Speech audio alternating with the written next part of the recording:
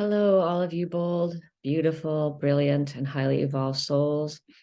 I am Davina, and today I'm going to talk about, I think the title is going to be Healing Through Rejection. I'm not exactly sure how to explain it, but um, I guess what I've just come to realize in the last couple weeks is just how powerful it is because our main wound, of course, is the shame, which is due to being not being loved unconditionally, which leads to the terror of abandonment.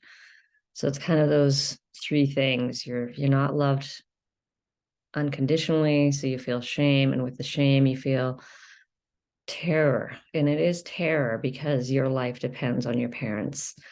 Um, and so we carry around this terror of abandonment wherever we go, or at least I do. I know it's always there under the surface. Whenever I'm interacting with somebody else, that terror is there that I'm going to be rejected by this person. And it can be anyone. Like I'm even terrified of the child that I'm caring for, because everyone just becomes my parents, becomes my mother in particular. And so like I think for me, healing this big wound of like this terror of rejection and abandonment has been really powerful through the last couple of years here. And it's been super intense and very excruciatingly painful at times. And yeah, the only way through is, it's only one way, and it is through all this pain. And yeah, experiencing, and it can be a perceived rejection. It doesn't have to be an actual, I don't think there is any real actual rejection, but we perceive that we're being rejected or that we've been left alone in some way. And even if we are the ones that leave the relationship or leave the job or leave that situation, we can still experience this real anxiety and depression that comes up from it just takes us right back to being a small child and really having to do everything that we can to get our parents' approval so they'll accept us and care for us. And if we don't do that, we're terrified. We think, we're going to die. There's really that sense of, I think I'm going to die. And that's why healing is such a, like, just an overall terrifying experience. So yeah, I think I'll just speak of my own experience. I didn't really plan this video, so it's one of these rambling ones. But through the last couple of years, through like starting jobs and leaving jobs and being I just had to continually go through this abandonment feelings, the feelings of rejection, deep feelings of the terror and the hopelessness. Those are two that really have come up for me as I've just learned that my current contract is coming to an end in 3 months. So a large amount of like just the terror and the hopelessness. And I hate feeling the hopelessness. It is just a horrible, horrible feeling to have, of just like, you don't see anything in the future. You just see like a black hole. And this is what it's like living with a narcissist. There is no hope. It just, they'll never change. And so it's just hopelessness in your childhood. And we hang on to a kind of a false hope. We think, by thinking like, oh, I'm the reject, I'm the defective one, and if I just change myself in some way, then my parents will finally love me. And this is the hope that the false hope that we cling to. But inside, we really feel a deep sense of hopelessness, knowing that our parents will actually never change, and that will never feel the kind of love that well, real love, that includes, someone who actually cares about your feelings and your well-being. And so hopelessness is such a big one that comes up, and just plain old, like, just terror. It is terrifying to think that, like losing my job is, it just goes right back to my childhood of feeling like, um, just like there's, yeah, like I'm gonna end up homeless on the street, or, like it just brings up that real terror of like, I think I'm gonna die and there's no hope for my future. And this is, yeah, this is due to being abused as a child. And because I know that, when you're not in a flashback, if you have healthy parents, then you have a sense of possibility. That is kind of the basic of, being in that rest and digest mode, because that's where children are. If they have healthy parents, that's where they live most of the time. And that's how life is supposed to be lived, that we're actually supposed to be in that rest and digest where we feel connected and safe, and we feel possibility, and we feel confident. That is, we feel deeply relaxed, everything's all okay. And that's what our childhood was meant to be like. And then you have your little ups and downs, you have your frustrations, you have your grief, you have your disappointments. But when you have narcissistic parents, then your whole childhood is just this terror, hopelessness, shame. And what also came up for me was a lot of grief, like, just such sadness, as you can imagine, being a child and realizing some part of you knows that, or at least that's what I perceive it as, like some part of you knows that, at one point there must have been a sense that, okay, my real self is not okay here, and I have to hide those pieces of myself, and the grief of not being, just loved and accepted for who you are. And it's a real deep grief to sense like this kind of like deep loss that is just almost like cannot even describe it, because it's such a profound kind of grief. Um, so yeah, there's the fear and the hopelessness and the grief. Those are real big ones. Of course, shame just covers everything.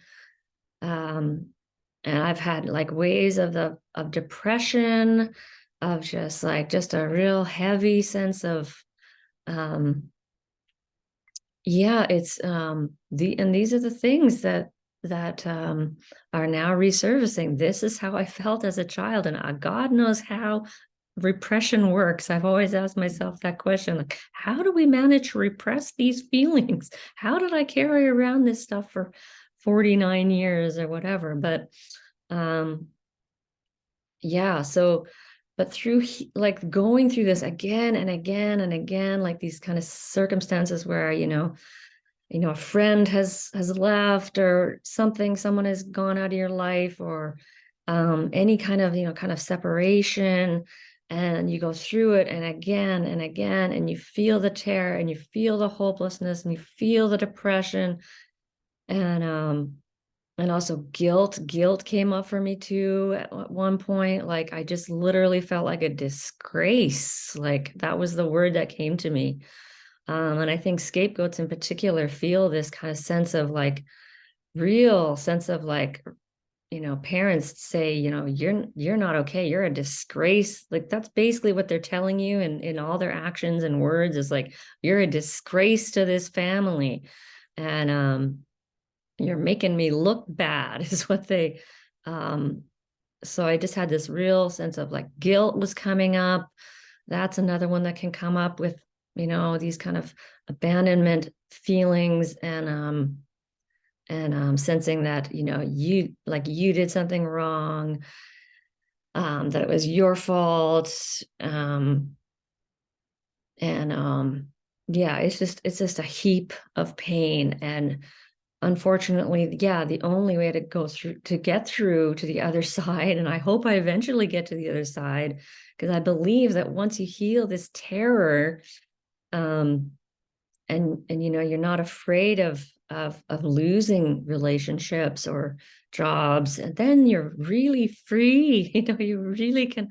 I'm an idealist, I guess, at heart, and I believe that someday um, I will be free of shame and free of this terror of abandonment, so that I'll be able to live a truly free life and set any boundary and be able to just really let go. Excuse me. That I'll be really able to just let that and leave it up to God, and just God's will, not my will. These are my boundaries. And then um, if someone comes into my life, great. If, the or if the boundary, blocks someone from, not blocks, but, if someone doesn't match me, then I can just freely let it go and grieve it and whatever, but not have that all the other stuff come up, that'll just be a clean kind of grieving. And yeah, this is my hope and my feeling of the future. And also wanted to talk about, like, just also that just the anger that I've been feeling too, just like mixed in with the hopelessness, especially because I just feel like I get angry that I felt so hopeless, that I feel so hopeless, that I don't have that sense of just things are going to be okay and being optimistic. And I get really angry about that. And I get angry at God too. I get angry, like, how did you leave me? How did you leave little Donna in the hands of those narcissistic, cruel people? How, like, that were treating me, often with cruelty and with insensitivity and with disrespect. How did God do that? And I don't know all the answers. I know that I feel like my path is, I'm meant to be awakened, and this, I think, the only way to awaken is to experience a tremendous amount of pain, an unbelievable amount of pain. So yeah, if you're in a lot of pain, you're on the right track. And I don't want to say that too lightly, because it's, yeah, sometimes I just get tired of this stuff. Yeah, it gets tiring experiencing emotional pain day after day after day. Um, and I don't know. There's some piece of me that just hangs on to the hope that that it, that I'm gonna have that future. And I was also, another piece of that comes up too with that abandonment is suicidal thoughts. And this is probably not talked about a lot, but it's, if you're having suicidal thoughts, that's your little inner child really thinking, I want to die. It is so painful and I want to escape this pain and I want to die.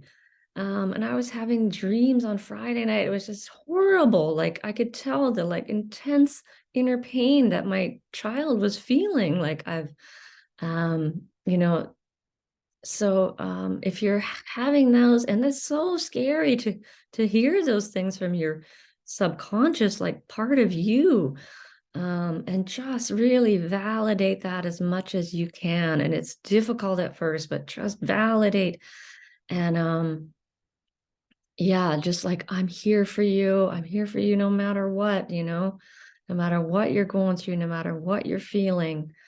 And just try to be accepting of all the feelings that you have. And that's not always easy when they feel so incredibly uncomfortable. Uncomfortable is a very um, minimizing word, but um, yeah, I mean, it feels horrible in the body. So it's hard to, like, find that loving parent that's gonna, like, but yeah, just try to bring that love to your inner child, no matter what they're going through. And I found, once you get into your body and try to get into your breath, just being with your breath, just following the breath, and finding that so powerful. I get into this place of just, it's like I'm just becoming, I'm not trying to control the breath, but I'm just like really joining kind of my breath and where it's at. And I just feel such peace in those moments and just feeling like I'm, really joining in with myself, God, my inner child, I don't know, all sort of coming together. Anyway, I've kind of talked about a lot of stuff here. And yes, so healing is, through these rejections and abandonments that we go through in life, that is the opportunity for healing, as hard, incredibly hard as it is. So if you're going through any kind of situation, and get help if you can, if you need help to get through that, like reach out to somebody and um, yeah, because it can be extremely difficult to get the help you need. So I am Davina, and I'm wishing you many, many blessings on your journey of healing and awakening. And you can find me hopefully someday at Boldness Blooming.